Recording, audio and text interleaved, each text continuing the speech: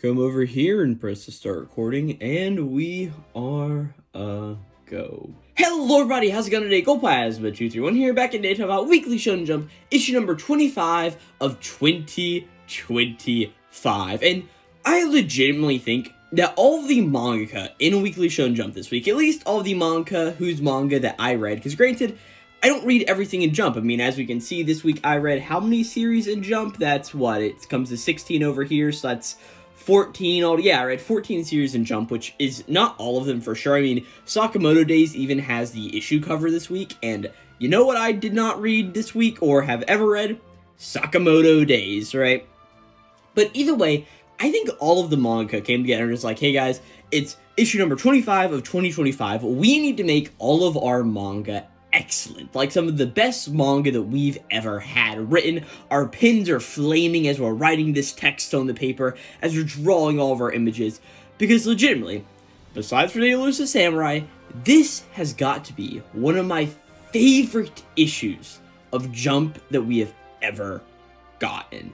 There is so much awesomeness in these series. Like, there's so much like, whoa, that's really cool. And just like, hey, I like this build-up. Just all of these series were just absolutely excellent this week, which is like, I mean, a really good thing. I mean, I never sit down and say like, oh man, I want my Shonen Jump to be terrible this week. But I just think that this was an excellent issue for sure. But yeah, if you guys do not know how this series works here on the channel, of course, you see here in front of me all of the 14 series that I read on Weekly Shonen Jump this week. Of course, I include Rouge Dragon in here because, hey, technically, Shonen Jump still counts it as part of the virtual Jump magazine, so technically it is still part of Shonen Jump. At least that's what the Shonen Jump wiki tells me, and all the other sources I have found, right? We're going to go together, pretty much read and ramble through all of these series. I mean, I already have read all of them. We're going to be rambling through them, talking about plot points. I'm going to talk about skipping others, sort of doing all of that. And we'll be ranking them from what I thought was the best series of the week all the way down to the worst series of the week and all of the other 12 positions in between. And we'll also be going through and picking my favorite character of the week because, like, hey, who did I think had a really good showing? Who did the coolest stuff, right? So we're just going to go and get started with Kagurabachi. Again, this is Kagurabachi chapter number, what is it now? Chapter number 79, and I have talked about this chapter so many times this week. I not only have a video series here on the YouTube channel where I sit down and talk about Kagurabachi, that'll be linked down in the description box down below, and also just on the channel at Glowplasma. But also, I am now part of a newly formed podcast which talks about Kagurabachi every week called the Kabanagi Headquarters. So you guys can go check that out. It's not on all podcasting platforms yet, but it's on most of them, and it's also on YouTube. So if you want to hear just people ramble on about Kagurabachi, you can do it there, right? But very simply put, this is a chapter where we really get introduced to Kudo, who is one of the Kabanagi members. He sort of wears like that weird gas mask looking thing pretty much, right? We see that he's going around with Hakuri pretty much explaining like, hey, we were able to save your sorcery and all these other deals, and we currently want to go to do the Shinuchi and Chain of Void, so you can transport it out of here along with the Sword Saint maybe, so the Shaku threat that's coming in here isn't that big of a deal, right? But really, the main, bigger part of this chapter, which is absolutely crazy, is learning about what Azami is getting ready to do. Because, of course, Azami last chapter was like, hey, I want to go beat some head-ins, pretty much. And we see that he's heading towards the threat elimination grounds, where we see that 3 people ended up making it here. We see 2 of these people are known as the Shigyu brothers, and they are just 2 brothers, pretty much, who are, like, here. They're sort of like prominent outside. They've killed a lot of Kabanagi members in the past, but Azami does deal with them very, very easily. And also we see that, oh, this other guy who's here is a Hashaku member dressed up in some samurai armor and attire. And we pretty much see that, okay, it seems like he was possibly there on the raid of the Rokuhira, pretty much hideout 3 years ago. And Azami's very upset about this because it's like, hey, this guy did kill one of my best friends. Like, I don't really like that, you know? But that's where we're pretty much in the chapter as Azami's like, hey, we finally meet, and the one rule of the threat elimination grounds is that the threat dies here. I know it was like a very quick going through the Kagurabachi chapter, but like I said, I have talked about this chapter for like 2 hours on end on different videos, so I'm just going to cap it off there. And if you guys want to go see some videos on that or whatever, there'll be places you could go see them, right? But Kagurabachi, I thought it was a very good chapter this week. Definitely not the best, but also, like, it was also just really hype seeing Azami do his thing, and it was just a really cool thing, right? Ichi the Witch is up next, and I love this chapter for the fact of this was such a good issue of Shonen Jump. it'll be hard for me to rank this Ichi the Witch chapter really high, even though it was an amazing chapter through and through, right? Of course, Goku Raku's pretty much going through the magic acquisition trial of the Joyful Sorrows magic. Yeah, I think that's what he's called, right? But his whole thing of like, hey, I'm gonna make Goku Raku go crazy of all of these orbs of, like, sadness and sorrow and all of that, right?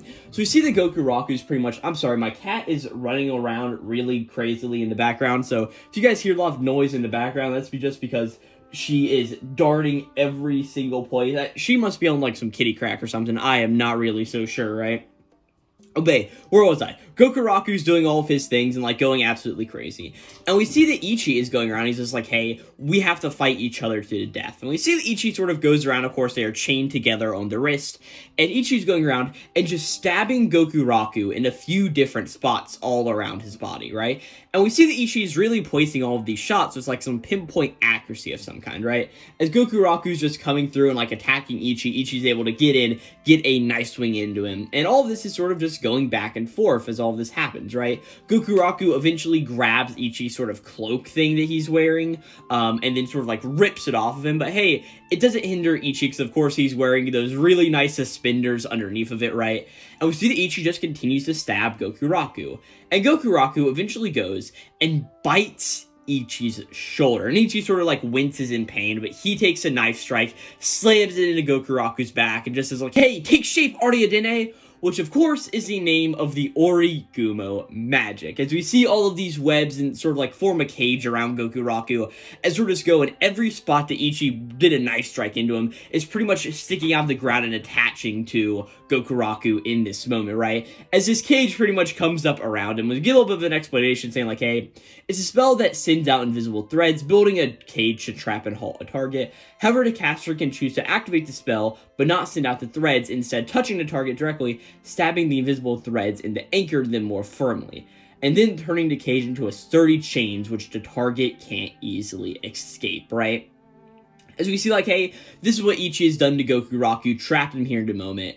And Ichi just walks up and says, like, hey, you trusted me to handle all of this. I have faith in you, and I'll wait for you as long as you can. Like, Goku Raku, you need to win this. As in this moment, we see what's going on inside of Goku Raku's head. As we see that him and his sister Ichiya are just sitting in a flower field. And we see that she is just smiling, and we see her eyes. I don't know if it's like a tinge of sadness or whatever it is, but we just get a massive focus on Richi's eye here in the last panel, and that's where we end off this chapter of Ichi the Witch. This was a really good chapter. I love the idea of, like, going through, and we see at the beginning of the chapter, like, Ichi's knife is imbued with magic, but we don't really understand what that is until, like, hey, he makes the cage of, oh, how do you say this again? Ariadne, yeah, the Ariadne cage, and just, like, goes, uses it, and it's like, hey, that's a really cool thing, you know? But I do like this chapter. Thought it was a good one of Ichi the Witch, for sure. Honestly, we're probably going to be putting Ichi the Witch sort of far down, because, like, it was a good chapter, but there's just so much for it to contend with this week. But don't get me wrong, I loved Ichi the Witch, right? Ruri Dragon is up next, and of course, hey, Ruri's having to deal with her new frost power and all of this, right? And she talks to her teacher. I think his name is Mr. Takamoto. I think that may get brought up in this chapter, but I honestly do not remember, right? But the whole idea is, like, hey, well, the whole point is that Ruri has clearance to go to the school's pool, pretty much. Nobody's using it right now, and she pretty much can unleash all of her ice abilities there until she's sort of able to go and control it, right? So you see that's what Ruri goes to start and get ready to do, goes over to the pool, gets ready to, like, do all the things, right? And we also see, like, hey, a few of Ruri's friends are also here to pull too. Like, we see Yuko, we see Kashio, and all of them are here, right? And Ruri's like, don't you guys have class, right? And like, hey, haven't you heard of skipping, right? But Ruri just sort of laughs it off and starts to try to use her draconic abilities, right? And we see that Kashio is filming this the entire time, as Ruri just thinks, like, hey, I've got to stay in control. So we sort of get the explanation, like, hey, use the pool, try to do everything, like, you sort of tried to master your electric zaps using the big lightning strike and all of that various stuff, so maybe you can control your ice powers also, right? So we see that Ichi, or not Ichi, we see that Ruri sort of leans down and, like, puts both her hands in the pool, and we see that the water is sort of starting to freeze all around her, right? But of course, Ruri doesn't have this, like, elemental resistance to it, so she is also sort of sitting here and getting very cold in the moment. But as she's going through, we see time just passes as Ruri just thinks like, hey, all the water, and she thinks like, hey, come on, put your back into it, failure is not an option. Maybe I'm still scared of being able to unleash all these crazy supernatural powers. Like, why the heck can I even do this stuff? I still wanted to live as a human, but look at me now. As we just get a shot of her friend Yuko's face, as we just see that Ruri is finally done. And we see the image of all of these sea serpents frozen in ice coming out of the water around it. And it's just a really cool visual. And we even see the teachers like, hey, look at that, beyond anything I'd ever sort of hoped or dreamed for, right? As all of her friends sort of come over and like, whoa, that's like straight fire, Ruri, like, isn't that so cool, right? As we then see that all of the ice starts to fall off of Ruri's body, as like, hey, she turns back into her normal self, pretty much like her normal look, at least, right? Everybody's like, whoa, that's crazy, right? And Ruri tries to make some ice in her hand and is able to just like actively produce it, right? As she's like, hey, this just gave me an idea, right? And she runs back into the classroom and just says like, hey guys, I really did it, check all of this out. And they're like, whoa, you look like normal, right? As Ruri then like sort of reaches her arms out, and we see all of this ice get ready to be started clouding around her, pretty much, right? It's cladding on her body, as she hops up on the teacher's desk and sort of says like, hey, look at this, guys. And she's like, hey, I'm taking the form of Hedgehog. As we just see that she kneels on the desk and all of this ice sort of pops out of her back and like, hey, it looks like a hedgehog shell, pretty much, right? It's like, whoa, that's really funny, right? And all of her classmates are sort of like taken aback, like, Ruri, what is she doing, right? And like, is this the culmination of this almighty power, right? But Ruri just thinks like, hey, my second dragon ability, Frost. But hey, I guess I don't really mind as long as everybody's having a good time. And that's where we end off this chapter of Ruri Dragon, but we also have a little bit of like somber news for this series in general. It's not like, no, this series is not being canceled or anything. It's just, hey, we have a 2-month hiatus. Of course, the author of this series, let me go see who the author of this series is. Masaoki Shindo. They, of course, need a break. We saw it happen whenever they made the first few chapters of this series, like the first 6 chapters weekly, and then like, oh no, my health is not doing good. And it's like, hey, we were able to come back and get all of these other chapters, which, hey, I'm really happy for. I'm really thankful that we were able to sort of come through and get it. And I've really been enjoying Ruri Dragon since it came back last year. But still, I understand, hey, you need to take a break at some times, even if this every other week sort of situation isn't working out as big as we wanted to. It's still really nice to see that the Jump is able to be like, hey, oh gosh, I always try to learn these mangaka's names, and sometimes I get them, and sometimes I have to read over them a few times to get it right. Masaoki Shindo, right? They need a little bit of time, and I totally understand that. So, hey, we're not going to have Ruri Dragon for a few months, but then we'll come back, and I'll be all the ready for it. You know what I'm saying, right? But, we need to rank this series. I forgot how we did this, right? Ruri Dragon, we're going to put it, like, here over in the middle. Yeah, that sounds about right?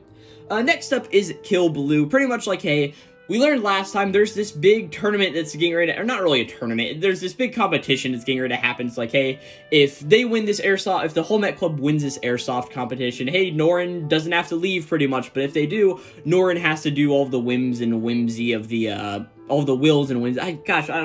Words are failing me this morning, of the student council, right? That's the whole idea, right? Of course, Ogami sort of got told last time by, oh gosh, what was his name?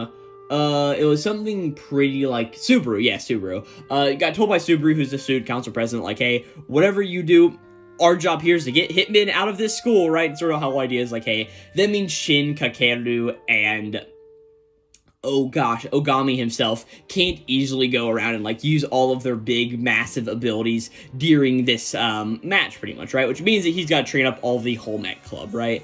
Whole idea, they go out to the whole Met Club, and both Dakota and Kakeru are like, why is Ogami training all of these people, like, so weakly, right? Like, he treated us so much harder, right? And, like, he almost trained us like we could die. And Ogami gives the explanation, like, hey, these people aren't going into the assassination job, and with you guys were becoming assassins, dying is part of the job eventually, right? So, like, if you just died there, showed me you wouldn't be a good assassin, pretty much, right?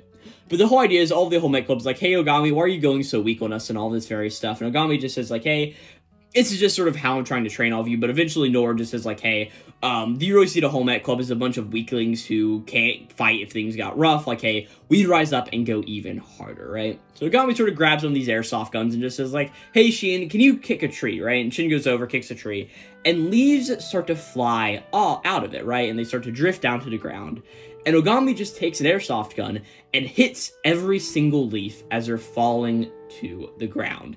And Ogami just says, like, hey, let's make everybody being able to do that be their goal at the end of the day, right? We see, oh my gosh, you're doing all of this. Ogami's teaching about them bullet trajectories and all of that. They're running through the woods. They're doing all of their push-ups. They're doing everything. They're doing skirmish matches until it's finally time. And I'd also be remiss if I did not mention the panel where we see, like, all of them sitting on logs out in the woods, all eating snakes that have been barbecued on a stick, pretty much. It's like, yeah, it's manga. It's this manga also. It's like Kill Blue by Tadatoshi Fujimaki. It's just like, yeah, it can get a little weird at times. Sort of is what it is, though. Like, I remember whenever we first got introduced to Kakeru, there was that whole joke of every time he'd just kill up a snake and fry it. I thought that was hilarious, right? It's honestly a little funny we're seeing it again, right?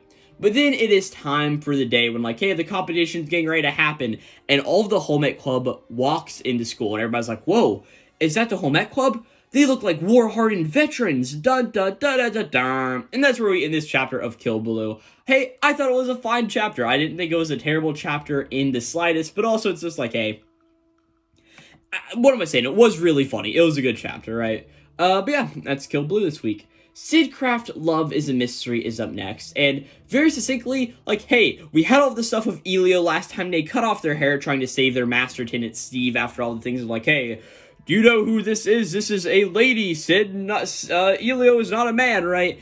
And that whole secret pretty much got revealed. And like, hey, Elio is trying to pretty much fight for her life against this attacker guy after like judo tossing him around.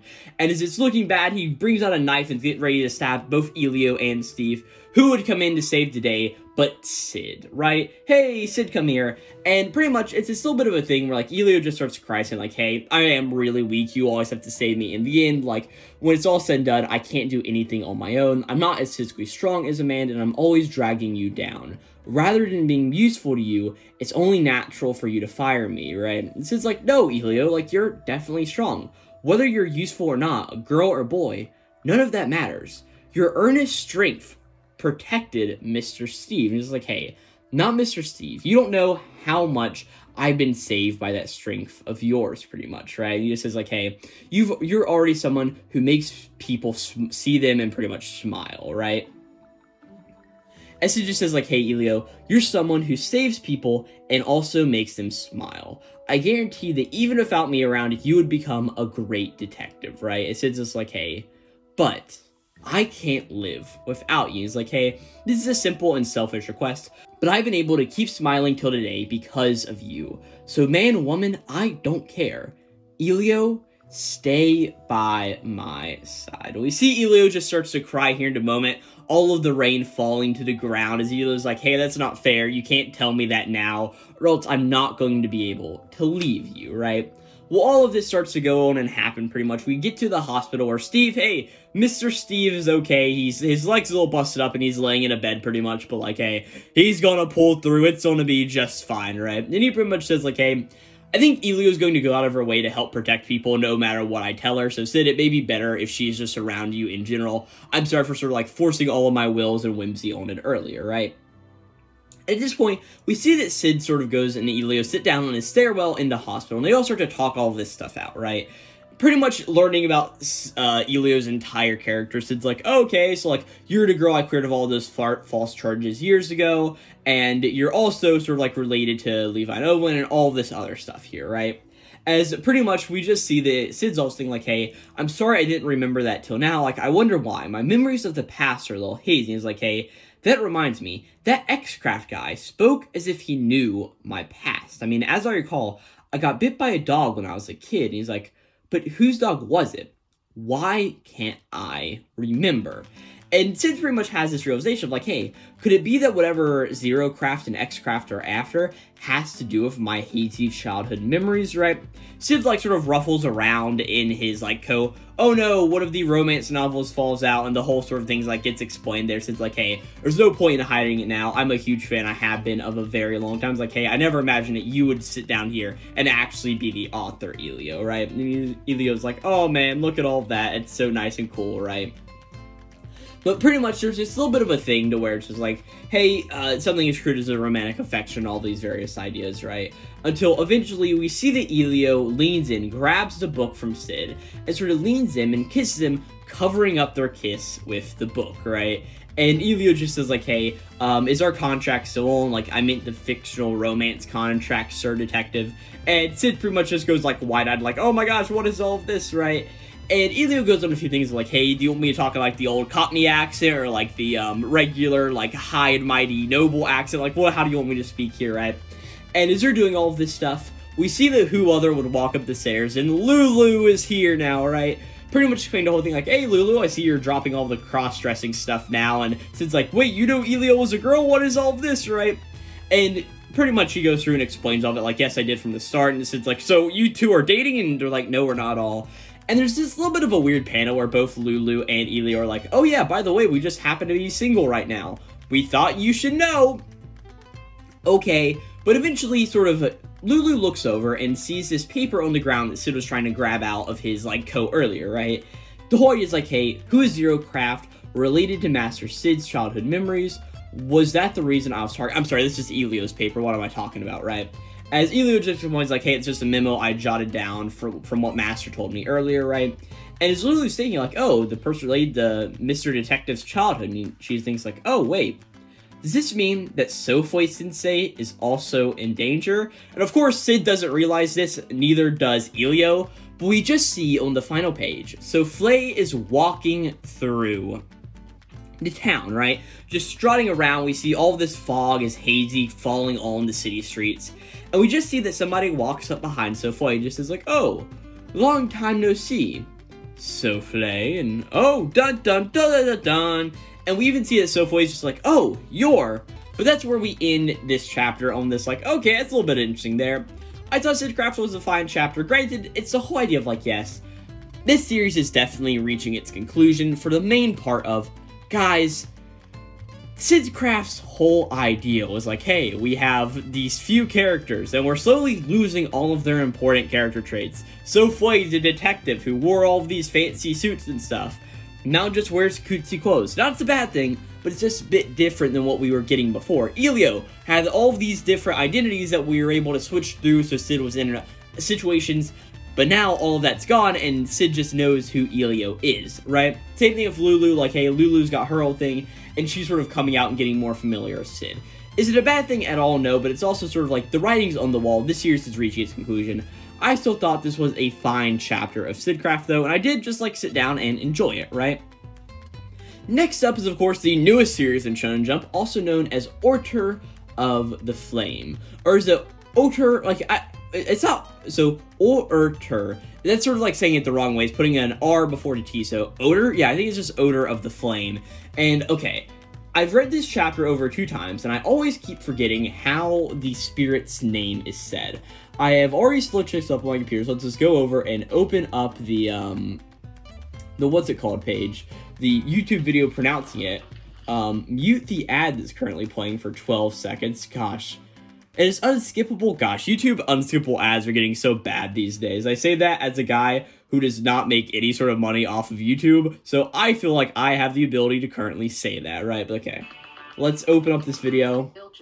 Filja, that's how you say it, right? So, of course, Order and his flame spirit Filja sort of are doing all of these various things around here, and we get a little bit of like an explanation, hey, this is the story thus far.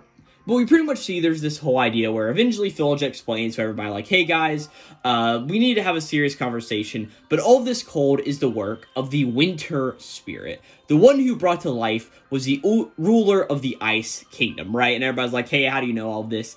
As Filja just explains, like, hey, I learned it all from the snow. And like, hey, from the soul data passed on to the spirit. The Ice Kingdom used to be nothing more than a small number of demons living in a snowy mountain. They were a poor small kingdom that rejected all communication with the outside world, and if they acquired the power of a spirit, it would explain how they suddenly gained so much incredible strength and started invading so quickly, right? That is Alajoki, who of course is the, I won't say the main female lead, but the main male character, or the main female character we have really seen besides, of course, Philja so far, right? But the whole idea is Philja just says, like, hey, even though, Oder, you are our trump card right now, here's the thing, that form you took on last chapter is really dangerous. It pushes your body and soul to the limits to pretty much output a ridiculous amount of power. Even if you were in perfect condition, exerting that much power could still be very risky, right? Like, you're lucky that you only passed out last time, right? As Order really has to think about all this, like, hey, I've really always wanted this power, as long as it meant I could protect my sister Sana, and now I have the power to fight the ruler of the Ice Kingdom and put this war to an end. It's all in my hands. But can I truly wield such a great power? As Philja explains, like, hey, are you afraid, Oder? Pretty much explaining, like, hey, being that I am part of your soul, your emotions often come flying into me, so I can understand how you feel at really any point, right? As I really like Philja's sort of motivation of, like, hey, you can use me however you want, but feel free not to use me also. Like, hey, I could just go back to being another flame if that's what you want. I burned silently for hundreds of years, so it wouldn't make me lonely or anything at this point, pretty much, right?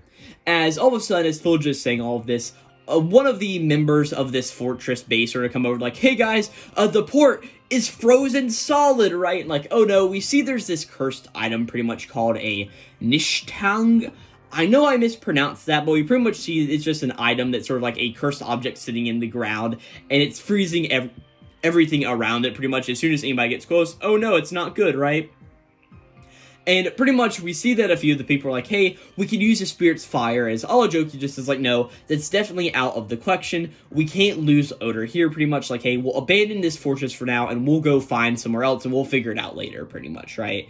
And pretty much we see that Oder just thinks like, hey, I have to do something. Like, I have fire and I have a sword, but where is my battlefield, right? And Oder just thinks like, hey, with fire, all you need to do is adjust the intensity pretty much, as he's pretty much going around just saying like, all right, control the power of the fire, and like, I should be able to do this now.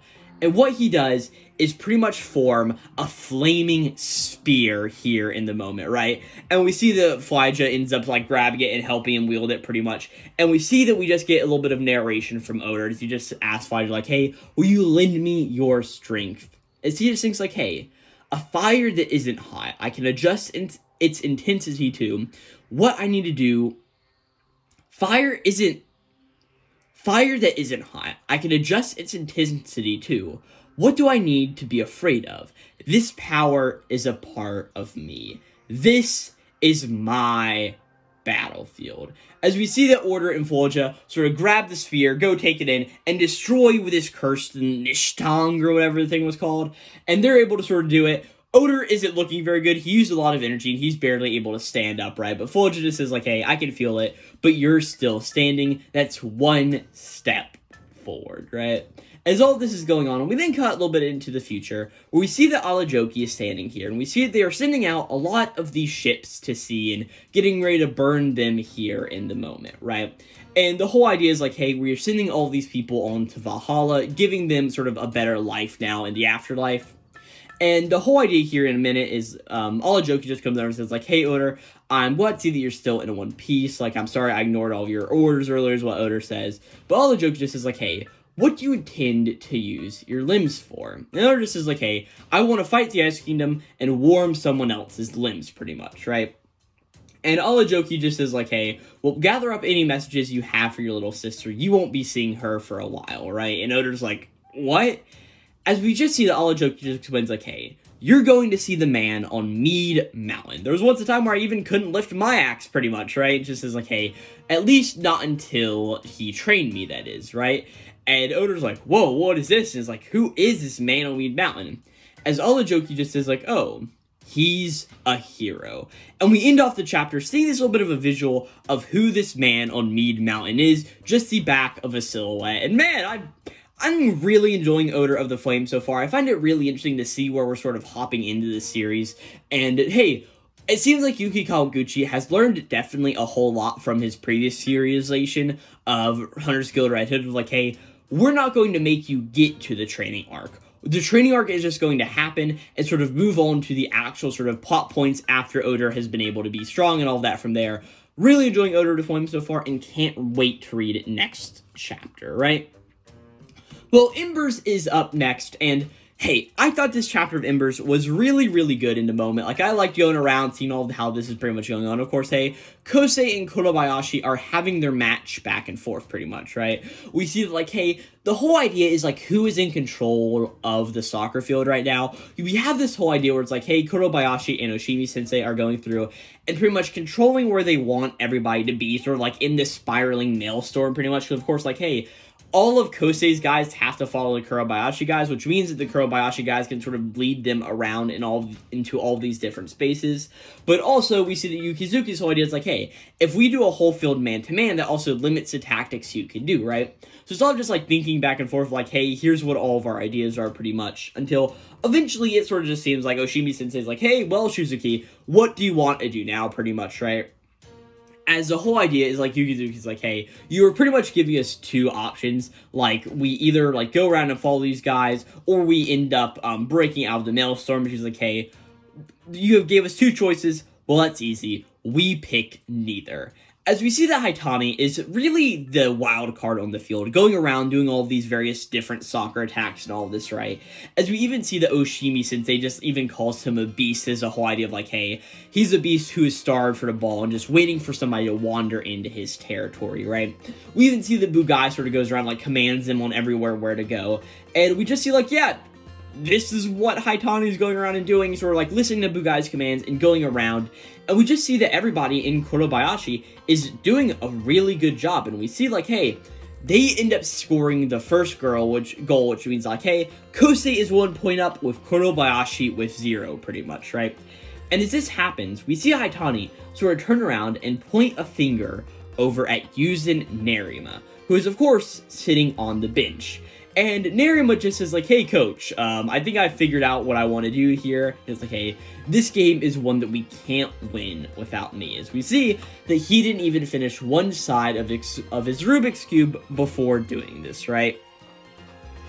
This is a little funny because it's like, okay, this guy obviously doesn't know how to fully solve a Rubik's Cube because, like, hey, I will say, in the past, I have solved the Rubik's Cube, right? But of course, I did not do that naturally. I had to go online, figure out all the algorithms, and still, that took me a good long while until I was able to actually do it sort of proficiently, like, go sit down, do a scrambled up Rubik's Cube, and solve it pretty quick. Granted, by this point, I have definitely lost this game, and that was probably 2 years ago that I could solve a Rubik's Cube, but it is just really funny to see, like, yeah, Nerima definitely doesn't know any algorithms, or else this thing would have already been done in, like, the minute or so that this took to pretty much come through here and score the first goal, right? But hey, still a really hype thing, like, hey, Nerima is getting off the bench and coming into the match. Granted, I really don't think this series can be saved at this point, but I still want to see something awesome happen, right? Embers, I thought it was fine, all things considered, right?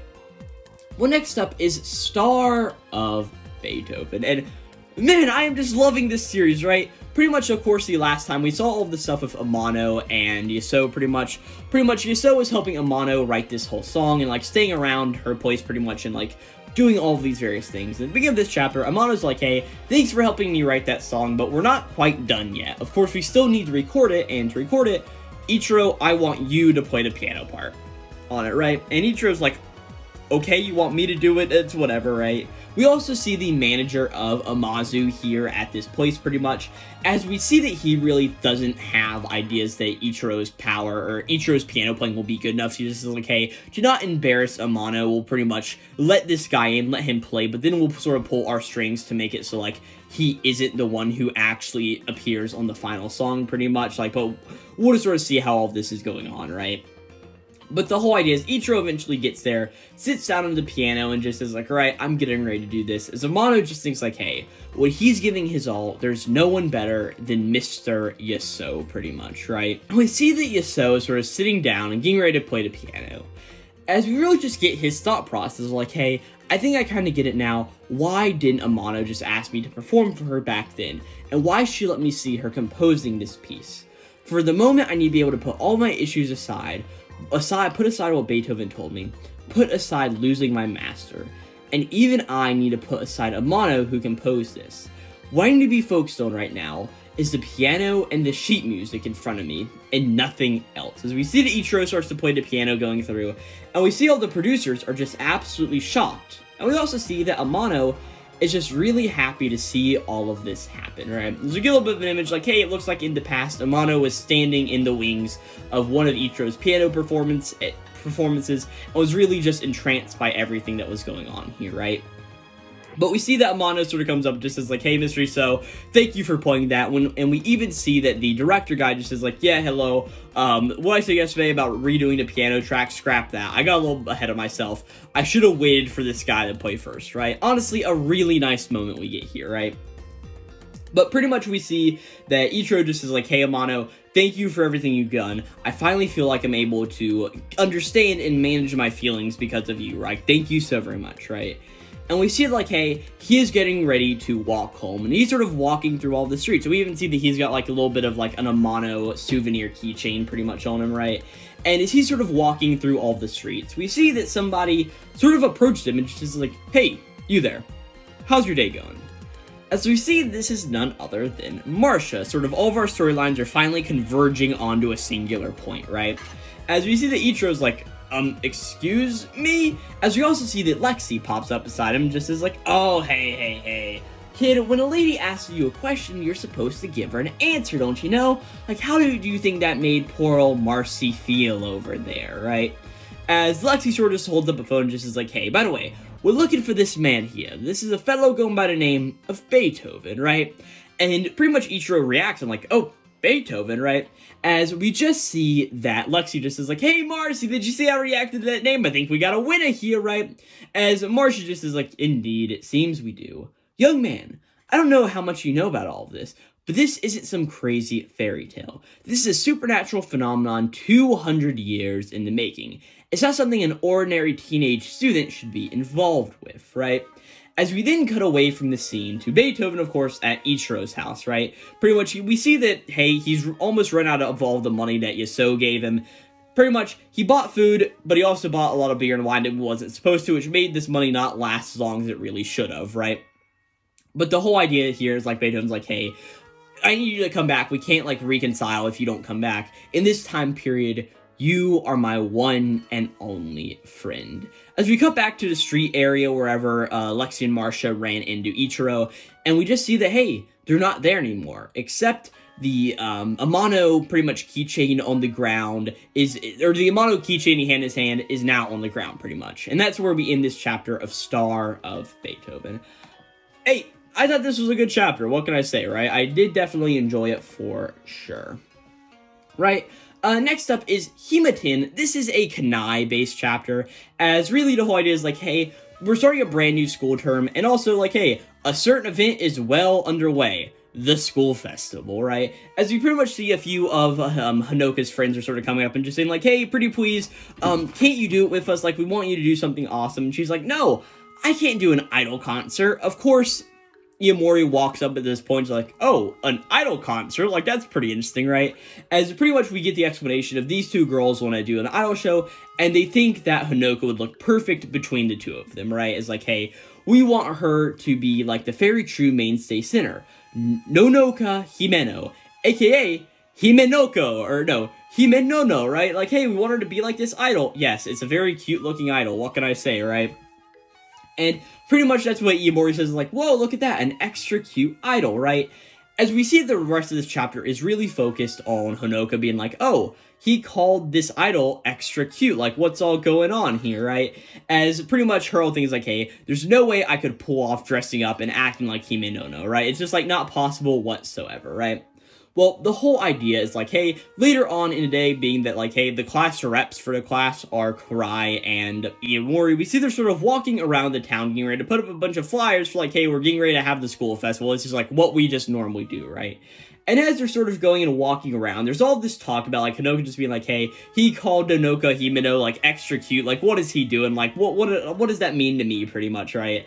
And we just see that they're going around doing all of these things, and eventually they're putting up a poster somewhere, and we see this owner of, like, a shop of some sort just says, like, oh, hey, are you guys a couple? And they're like, no, we're just, like, the class representatives. We're not a couple at all, right? He's like, we're just part of the festival's upcoming acting committee, pretty much, right? He's like, oh, hey, that's cool. We'll take one of these, go and hand them pretty much a box of food, right?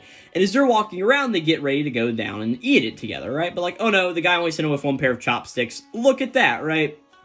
But here, the whole idea is, like, Hanoka's like, hey, I don't really mind. You eat first, Iomori, right? Iomori takes a bite, she takes a bite. It sort of just goes back and forth, right? Until eventually Hanoka just says, like, hey, Iomori, is Himenono your type? And Iomori's like, hey, who is that? And pretty much she just says, like, oh, she's the idol that our friend showed us earlier today. Like, you said she was extra cute. And Iomori's just like, oh, no, that's not what I meant. You just have the same vibe as her. So I thought if you dressed up as her, it'd be extra cute. That's what I meant, right? And the whole idea is like, oh no, look at this. Hanoka's feeling very happy in this moment. As Iomori just thinks like, hey, still seeing Hanoka dressed up as an idol, I would have really liked to see that, obviously, right? As we just see that now, of course, Hanoka's feeling so much better in the moment. She says like, hey, maybe I'll just sit down and give it a shot. And Iomori's like, what? Like, really, right? And she's like, yeah, even though I don't think I can pull it off, but it's our first and last school festival ever. So I'll give the performance everything I've got. So if I do it, will you come to see it? And Iomori's like, yeah, of course I absolutely will, right? And then we just see she's like, okay, wait, how am I going to be able to do this? I am very, very tone deaf, right? And that's where we end off this chapter of Himatin. Just a really cute and awesome chapter. I definitely liked it for sure, right? Ultimate Exodus Kyoshi is up next. Of course, we start off the battle between Asura, Roth, and Kyoshi in this chapter. We see the two of them get ready to sort of do all their dueling and stuff. And one of my favorite moments of this chapter is pretty much we see that Kyoshi's like, hey, I don't want to fight you here. I'm going to drag your ass over to the amusement park where we won't pretty much harm anybody in the town, right? And I love that Asura Roth is just so invested in fighting Kyoshi, just as like, oh yeah, I'll willingly do that because I don't want you to waste any of your energy doing that, pretty much, right? And we sort of see that they fly over and they get there. I also forgot to mention we have a really awesome color page for Ultimate Exodus Kyoshi this week. We pretty much just see this like, hey, Sasaki versus Mukurojima or whatever his name is. Pretty much all of the battles that we have left to have, which is like Kyoshi, Asura, Roth, the first Demon Lord Tonjinchi versus Hitsuri Tadiri or whatever his name is. And of course, like, Sasaki versus his Demon Lord, right? But pretty much the whole idea, they get to this amusement park, and Kyoshi sort of, like, just uses one of his abilities, Moonrise Kingdom Artemis, and fires a small pinhole shot straight into Asura Roth's right shoulder, right? And hey, this attack doesn't seem to be healing at all, pretty much, right? As he just thinks like, oh, how do you keep exceeding my expectations? I really knew it. You are my soulmate, aren't you, Kyoshi Harai? As we see that they both grab their fists and get ready and go in, and have this really, really awesome panel where their fists just collide. Their two heads are almost right next to each other. They're looking into each other's eyes. Their teeth are bared on full display. It's just a really awesome panel. I love whenever we get panels like this in manga in general, right? We see two of them just getting ready to go at it, and as we sort of start to see, like, hey, this battle's getting ready to happen, pretty much like their powers like hockey in One Piece, like they punch and like, oh no, the sky starts to crack and all of this other stuff, right? We then go over to, of course, where Hitsuri Chidiri is fighting against the first Demon Lord, Tonjinchi, right? As we pretty much see that they are going back and forth doing their fighting, and eventually they sort of, like, have this moment where they both, like, do a little bit of a quick draw on their swords, get them ready, grab them, and then they just start to slash each other here in a moment. And we see that Tajiri pretty much is able to get the upper hand, and he goes through, and it makes a big cut into the first Demon Lord, right? And pretty much, Sujiri just is like, hey, come on, get up. Like, I thought you were supposed to be showing me, like, true absurdity, right? And the first Demon Lord just says, like, hey, just don't die too quickly. You hear me, pretty much? And that's where we end this chapter of Ultimate Exodus Kyoshi.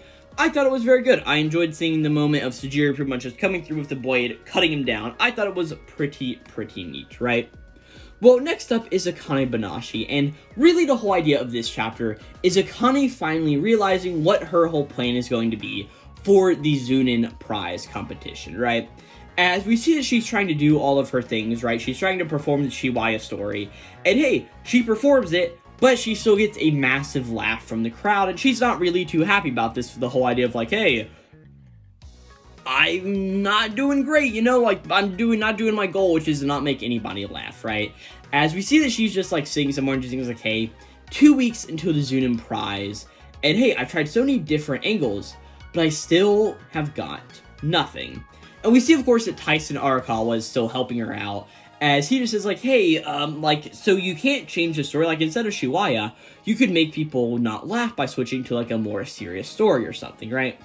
But Akane pretty much explains, like, hey, they really don't want people's stories to overlap, so you have to submit your choice before the event, and plus, I don't want to switch. It was a selfish request of mine, but Master Shomei obliged me, right? I really want to give this a real attempt with what I've got and what I can do, pretty much, right? As we see that Akane is really not having a good time with all this, she's like, hey, I need to win this prize, like, I need to do all these various things, right? And we did see, like, hey, the manager of the restaurant there is also just saying, like, hey, here's this new dish, it's on the house, pretty much, like, but you're going to test it, pretty much, right? As pretty much the whole idea is, like, hey, just make sure to order it again once it's on the menu, right? And Akane sits down and eats it, and like, oh, wow, this is really good, right? And the whole idea is, like, hey, this dish would look a whole lot better on the menu if it looked a bit different. As you just see, the restaurant owner just says, like, hey, it's important to meet the demands of all the customers for sure, but doesn't a true chef want to make the dish he just wants to make and bring customers around to his side?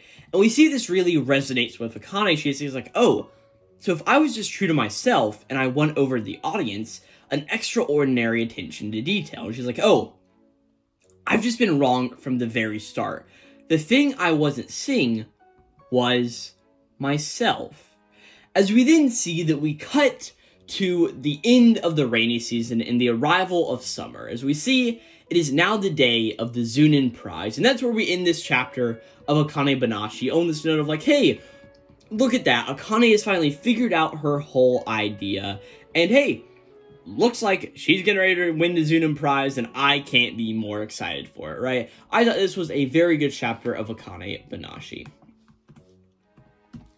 Next up is Blue Box. Of course, we get another beautiful color page here. And of course, this is chapter number 196, titled, I Love You. As of course, hey, Taiki just got over to Chinatsu's apartment, and the two of them are sort of just, like, sitting there after their whole, like, day-long date thing, pretty much, right? Day-long date is maybe the worst sentence I have ever said in a video, right? But we pretty much see that Taiki's like, hey, Chinatsu, I have a present for you, right? It just says, like, hey, I bought it just before we left, right? And, like, hey, it's a mini printer, so you can print photos from your phone. And also says, like, hey, and this is an album you can stick them in, right? And, like, hey, earlier we talked about taking lots of photos, and I hope that we can all fill up this album together, pretty much, right? And a large portion of the rest of this chapter is both Chinatsu and Taiki sitting down here and reminiscing on all of these photos that they've taken together and all of the moments that it's really meant to all of them, right? Of course, we see the school festival wherever Chinatsu dressed up in a maid costume. We see all of the things like, hey, whenever they went to the aquarium, whenever they had the barbecue outside. And also, there's a lot of moments where just like, hey, here's a group of all of us hanging out together, and like, hey, here's a picture with me and Yumika after we made up, and Taiki, we wouldn't have been able to do this if it wasn't for you, right? And the whole chapter is just these two reminiscing on all of these photos, and just filling up this book is like, hey, everything was so much fun, they're all super precious memories for me. As Taiki just says like, hey, Chinatsu-senpai, falling for you made it easy for me to get up every single day. And also, Chinatsu just says, like, hey, I don't want you pretty much calling me Chinatsu-senpai. I don't want you being polite for me. We're boyfriend and girlfriend. We're here to my apartment, pretty much, right? So I'll give you 3 strikes, and as we pretty much see, that was the 3rd strike that Taiki had. As we just see that she's like, hey, your punishment is a tackle attack, right? And we see that she sort of pushes Taiki to the ground, and the two of them are sort of like just laying on the ground, rolling around with each other, just having a good little time, right? And pretty much we just see the whole thing now as Chinatsu's like, hey, did you hit your head? Taiki's like, no, I'm absolutely fine, right? It's just like, hey, I guess I'll stop with the tickle attack, but now you have to repeat what I say. And Taiki's like, oh yeah, repeat, like, what do you want me to say? And she pretty much just says, like, hey, Chinatsu, I like you. Taiki repeats it. She says, like, hey, I love you. Taiki repeats it. I totes love you. Taiki repeats it. And we just see that Chinatsu has this massive smile on her face, as Taiki just says, like, hey, let's keep having fun together. Though we've had fun so far, it might be different than what we want to do in the future. But the truth is, I want to watch the Olympics with you, Chinatsu-senpai. There's lots of fun stuff that we'll only be able to do now. We'll experience so much, including hardships and rough patches too, but if we stay together until it all becomes memories, then this box called our lives will be full to bursting, right? As we just see that Chinatsu leans in and just starts to hug Taiki and just says, like, hey, Taiki, I adore you, and I love you. As in, Taiki just says, like, hey, Chinatsu, you've also been too polite with me. That's 3 whole times now. And she's like, hey, but you never said I'd punish you for that. So Taiki just is like, yeah, I know. As we just see the two of them lean in, and they share their first kiss here in the moment, right? We see they unlock their lips, and then just go right back in for the second time, right? We see that they sort of stop. Both of them are blushing extremely heavily. As we just see that Chinatsu's like, hey, wait, not yet. It's finally happened. So I need more. And Taiki's like, yeah, I agree. And we end off the chapter with the two of them just laying on the floor, hugging each other. And that's the moment that we end this chapter of Blue Box out on. This was a very awesome chapter, finally getting to that build-up of the moment of like, hey, we have been waiting for this for so long. I mean, it's been 90 chapters since Chinatsu and Taiki started dating. Like, it's insane. That was like 2 years ago in the manga.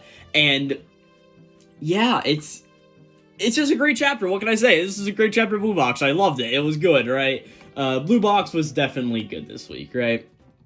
Then there's the Elusive Samurai. Really, I don't want to talk about this chapter much. There wasn't really too much interesting going on here. Really, just halfway through the chapter, we see that Natsu is, like, fighting off all of these various Tengu here. Of course, the people that she used to be allied with, right? One of them comes up and starts to, like, put a knife to her throat, and the whole idea is, like, hey, why'd you betray us, pretty much, right? But Gimba comes in to save the day, slits this guy's neck, pretty much.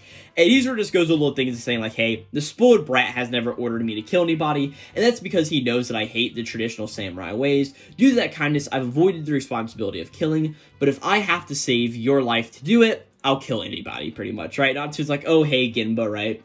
As we see all the Tengu are swinging around here in a moment, and Gimba just is like, hey, I pray that your peers put up a good fight and find peace in the next life. Gimba, you had a good moment. Thank you. Yeah, it was sort of mid. It wasn't great, but it was a chapter of the Elusive Samurai nonetheless, right? If I could type it in, ELS, right? But of course, that leaves us with just one more chapter to talk about today. Of course, none other than Witch Watch, right? And of course, this was a chapter that a lot of us in the fandom were definitely dreading because of the whole idea of this had the potential to be extremely, extremely weird with this relationship of, like, hey, Morito's parental feelings towards Nico along with Morito's actual, like, romantic feelings for Nico, right? So the whole idea here is Morito's trying to teach Nico how to fold some clothes for her to be sort of more productive around the house. He sort of goes out, gets ready to do something, and Nico is sort of, like, going around. She picks up one of Morito's shirts and puts it on, and is walking around the house calling it a boyfriend shirt, pretty much, right? Just walking around with it on, right? Of course, Kanchi enters the house at this point and just is like, oh no, what's going on here, right? As pretty much we see whenever Morito goes to bed later that night, we have this whole idea of all of the members of the Otogi household are sitting down here and talking with Nico about how she feels about Morito, right? And the whole idea is that all of the butterflies not only hold Nico's memories, but also some of her emotions, right? And the thing is that these emotions can come back to Nico at any time, but until she's to the age that she understands what they are, she doesn't understand the feelings that they're actually trying to convey, pretty much, right? And we pretty much just sort of get this in the whole idea of, like, hey, Nico sort of has the hazy memory of whenever she used her magic on Kanchi to pretty much speed up his life so he could do that whole part-time job thing, but she doesn't remember the context because she's not old enough to have actually experienced it yet, right? And that's sort of the whole idea that we get here in this moment, right? But the whole idea is like, hey, Nico always had these feelings, so it only makes sense that they're sort of coming back to her, but she only really understands them whenever she gets to that appropriate age, which she is now at pretty much, right?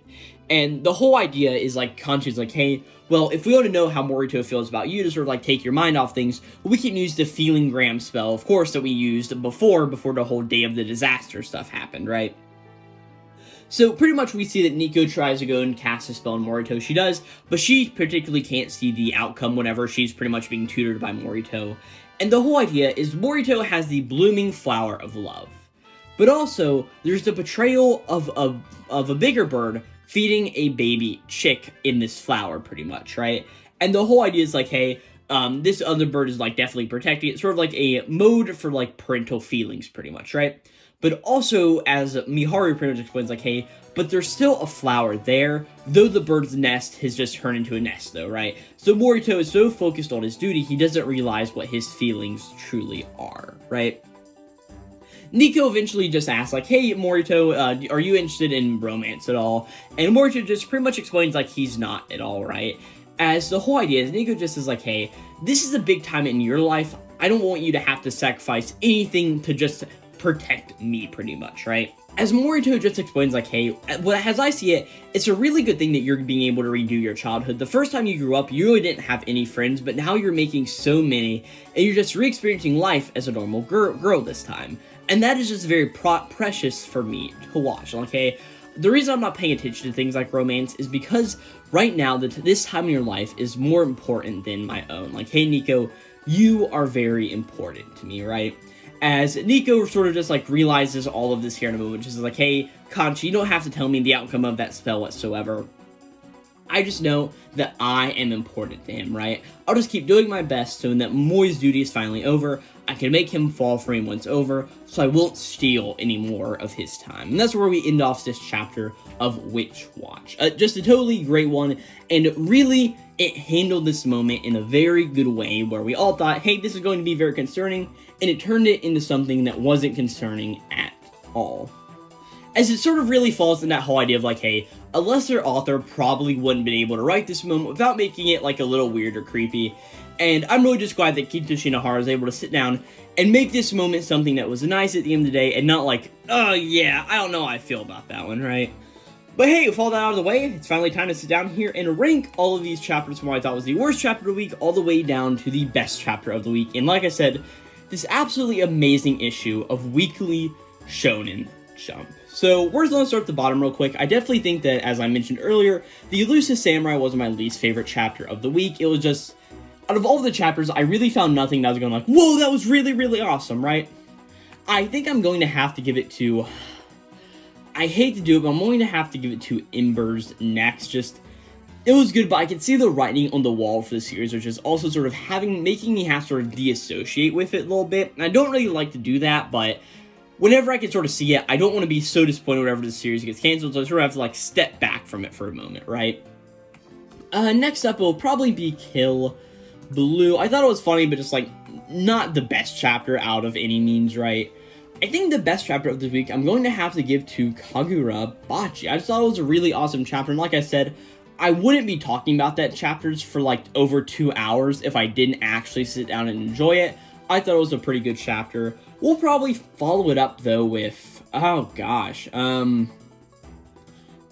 probably Akane, I turned on caps lock, if I can spell, Akane Banashi. I did just like that chapter, sort of going through, and finally having Akane, like, understanding what her whole idea is. I liked Akane Banashi for sure, probably following it up with Blue Box, just a good chapter, what can I say, right?